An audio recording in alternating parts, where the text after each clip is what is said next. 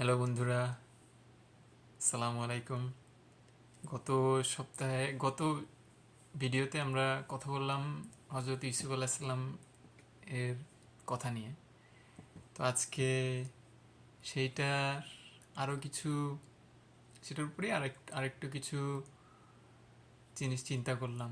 আরও কিছু হজরত ইউসুফ আলাইসাল্লামের আরও কিছু জিনিস আমার যেগুলো ভালো লাগলো, এগুলো চোখে পড়লো, সেই জিনিসগুলো নিয়ে আজকে আরেকটু কথা বলবো।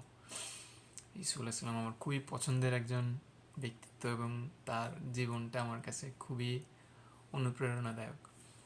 তো প্রথম যে জিনিসটা আমার মাথায় আসলো যে যখন ওনাকে কুয়ার মধ্যে ফেলে দেওয়া হলো, হুম, তো সাধারণ কোনো মানুষ হলে তারা কি করতো? সাধারণ আমি হলে হয়তো কি করতাম, আমি হলে হয়তো অনেক ভয় পেয়ে যেতাম, অনেক চিৎকার করতাম, অনেক আতঙ্কের মধ্যে থাকতাম। অন্ধকার কুয়ার মধ্যে যখন পড়ে পড়ে গেলাম, ধরেন কেউ ফেলে দিল, চিৎকার করতাম, তাদেরকে ডাকতাম আমাকে উঠাও। কিন্তু হজরত ইউসুফ আলাইসাল্লাম কী করলেন যে উনি ওগুলো কিছুই করলেন না। উনি পড়ে গেলেন, পড়ে গিয়ে উনি কুয়াতে যখন ফেলে দেওয়া হলো নাকি, উনি হয়তো শুধু ভিতরে গিয়ে জাস্ট আল্লাহকে ডাকতে লাগলেন, হয়তো এটুকু শুক্রিয়া করলেন যে আমি তো মারা যাইনি, আমি তো বেঁচে আছি। আমরা হলে হয়তো চিৎকার করতাম, কান্নাকাটি করতাম, ভয় পেয়ে যেতাম, আতঙ্কের মধ্যে পড়ে যেতাম, চিৎকার চেঁচামেচি করে যেটা হয়তো যে আমরা শক্তি ক্ষয় করতাম, হয়তো অজ্ঞান হয়ে যেতাম ভয়ে, হয়তো আড়ষ্ট হয়ে যেতাম, হয়তো এমন হয়ে যেতাম যে স্বাভাবিক আচরণগুলো করতে পারতাম না। কিন্তু যেহেতু উনি এসব কোনো কিছুতে, এসব কোনোভাবে উনি হঠাৎ অনেক অনেক চিৎকার করা বা অনেক আতঙ্কিত হয়ে, আতঙ্কে নীল হয়ে যাওয়া বা অনেক ভয় পেয়ে যাওয়া, এরকম না করে যেহেতু শান্ত থাকলেন, তো যখন বালতিটা পড়লো কুয়াতে, তখন উনি ঠান্ডা মাথায় কুয়াতে ওই বালতির মধ্যে উঠে গেলেন। কিন্তু আমরা হলে হয়তো ভয়ে আতঙ্কে অস্থির হয়ে নীল হয়ে থাকতাম, তো হয়তো অজ্ঞানী হয়ে যেতাম। তখন বালতিটা যদি নিচে পড়তো, তো ওই সময়টা আমরা গিয়ে উঠতে পারতাম না। কিন্তু উনি ছোটো মানুষ হওয়ার পরেও ওই বিপদের সময় উনি মনটাকে স্থির রেখে, মনটাকে শান্ত রেখে, উনি যে যে শুধু জাস্ট আল্লাহকে ডাকা এটা করতে পারছিলেন, শক্তিটা সঞ্চয় করে রাখতে পারছিলেন। এই জন্য উনি যখন বালতিটা আসলো না সামনে, তখন উনি বালতিটাতে উঠে যেতে পারলেন। কিন্তু যদি আমরা এতই ভয়ে আতঙ্কে যদি অস্থির হয়ে যেতাম, তাহলে হয়তো অজ্ঞান হয়ে পড়ে থাকতাম ওখানে। আমরা হয়তো আমাদের মতো মানুষ হলে হয়তো ওখানে উঠতে পারতাম না। তো এটা একটা জিনিস, শিক্ষার ব্যাপার, চিন্তারও ব্যাপার, যে আতঙ্কগ্রস্ত হয়ে আসলে লাভটা কি হতো ওনার। আতঙ্কগ্রস্ত হয়ে তো কোনো লাভ হতো না। উনি ঠান্ডা মাথায় থেকে বালতিতে উঠে ঠান্ডা মাথায় থাকতে পারলেন দেখেই উনি মনটাকে শান্ত করতে পারলেন, এবং যখন সুযোগটা আসলো তখন উনি বালতিতে উঠে যেতে পারলেন।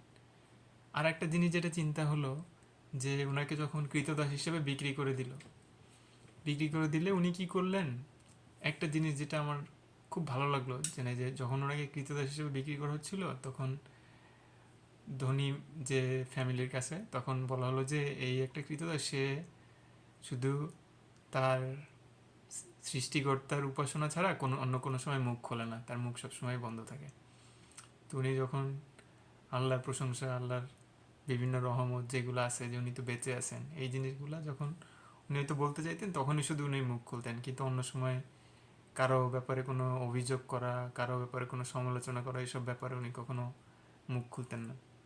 তো এটাও একটা দারুণ ব্যাপার যে ওনার সাথে এত অন্যায় করা হয়েছে, মেরে ফেলার চেষ্টা করা হয়েছে, ওনাকে ওনাকে এত কষ্ট দেওয়া হয়েছে, কিন্তু এগুলোর ব্যাপারে উনি কোনো কোনো প্রকাশ করেন, উনি ভিতরে রাখছেন, আল্লাহর সাথেই রাখছেন, যে আল্লাহ তুমি যেটা আমার জন্য রাখছো সেটাই হবে ইনশাল্লাহ।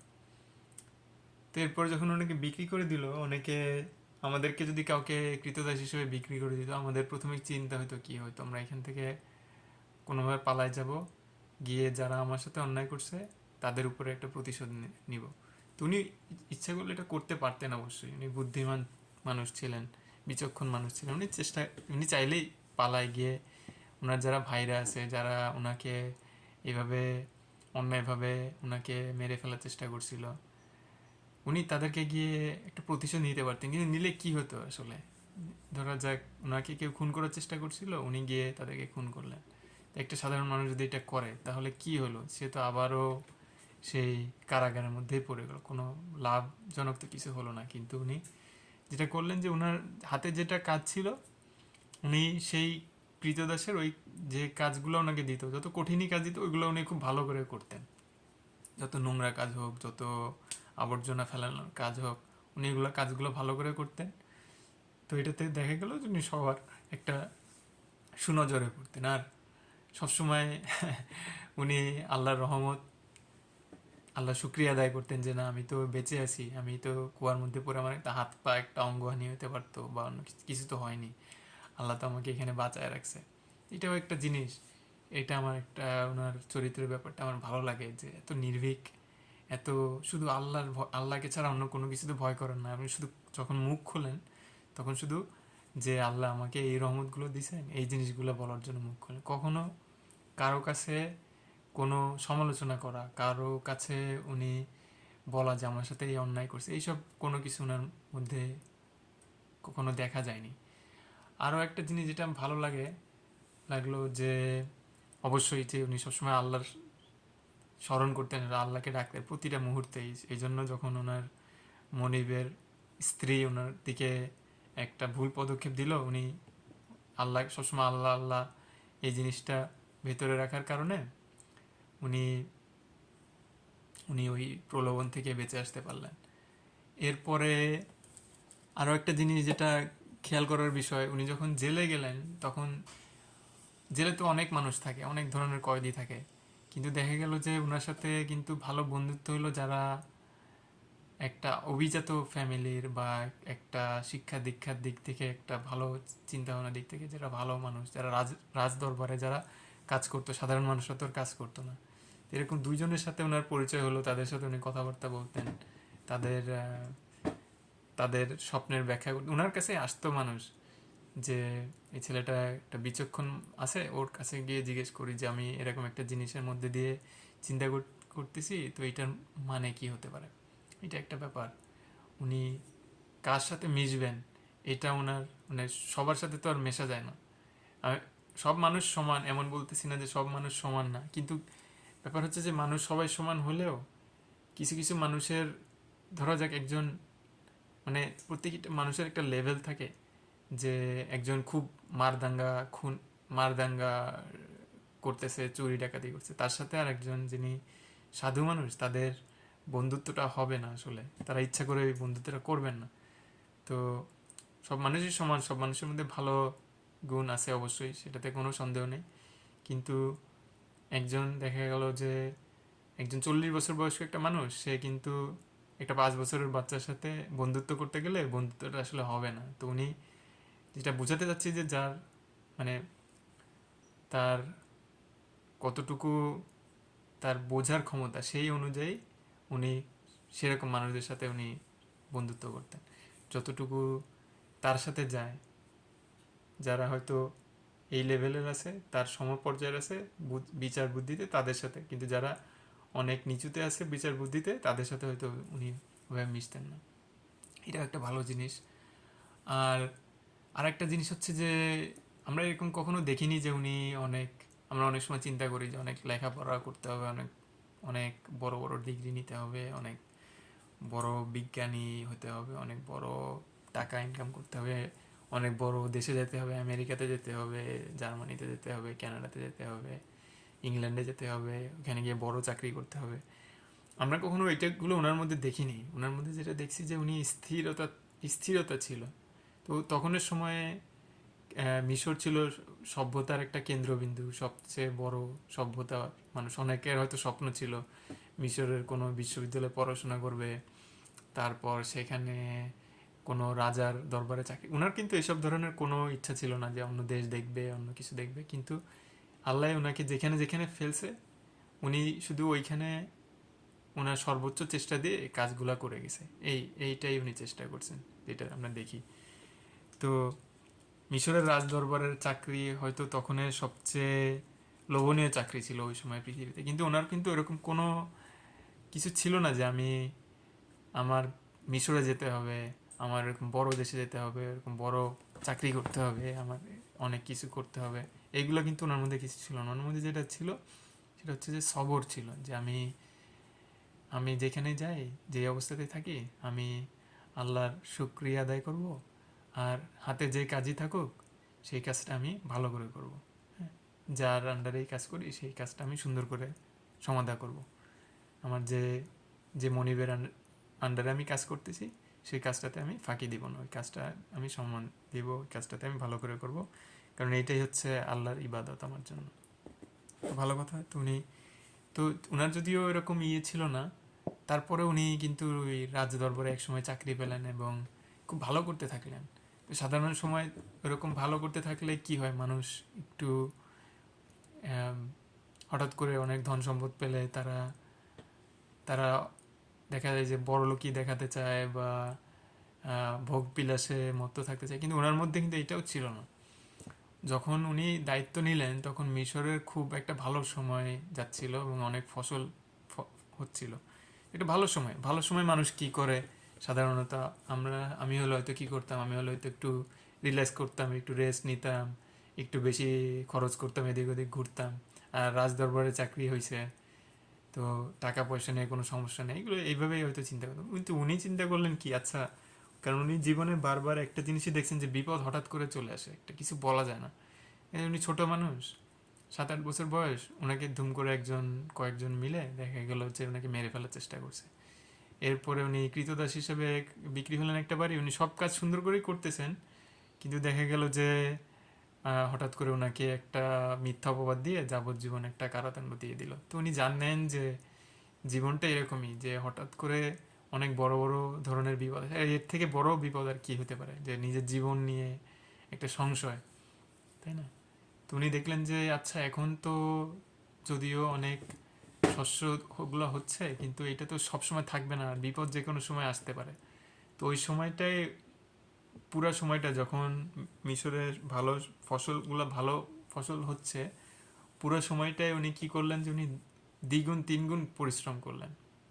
যত ফসল আছে সেই ফসলগুলাকে সং- সংগ্রহ করে সেগুলাকে শুকানো, সেগুলাকে ঠিকমতো প্রসেস করা, যেন সেগুলা আরও 10 বছর 15 বছর পর্যন্ত টিকে থাকে। এবং এইগুলোর জন্য তো কাজ করা লাগে এবং অনেক জায়গায় ঘোরা লাগে। তো বিশাল বড় দেশ, বড় সভ্যতা, আর তখনের দিনে তো যাতায়াত যানবাহন এরকম ছিল না। তো ওনার সব জায়গায় থাকা লাগছে, থেকে দেখা লাগছে যে কিভাবে কি হচ্ছে না হচ্ছে, সব কিছু ঠিক মতো হচ্ছে কিনা। খুবই যে উনি উনি যে এরকম একটা খুব কর্মতৎপরতার সাথে, খুব এনার্জির সাথে যে কাজগুলো করছেন, করার কারণে দেখা গেছে যে ওই যত ফসল উৎপন্ন হয়েছে সেগুলোকে তারা সংরক্ষণ করতে পারছে। এবং সংরক্ষণ করার পরে পরবর্তীতে যখন একটা খারাপ সময় আসছে 7-8 বছর পরে, তখন উনি আস্তে আস্তে সেগুলোকে তিনি মানুষের মধ্যে দিতে পারছেন।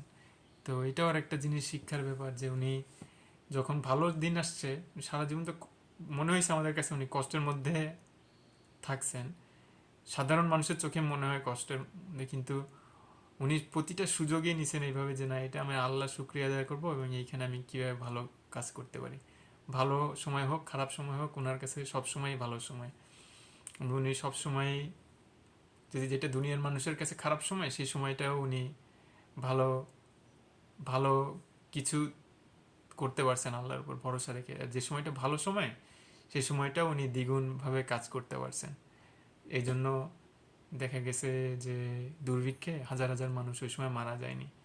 ওনার নিজের ফ্যামিলি, ওনার ভাই যারা আসছে পরবর্তীতে, তারাও মারা যায়নি, কারণ ওনার এই বিচক্ষণ সিদ্ধান্তের কারণ, ওনার এই এই সুন্দর কর্মতৎপরতার কারণে।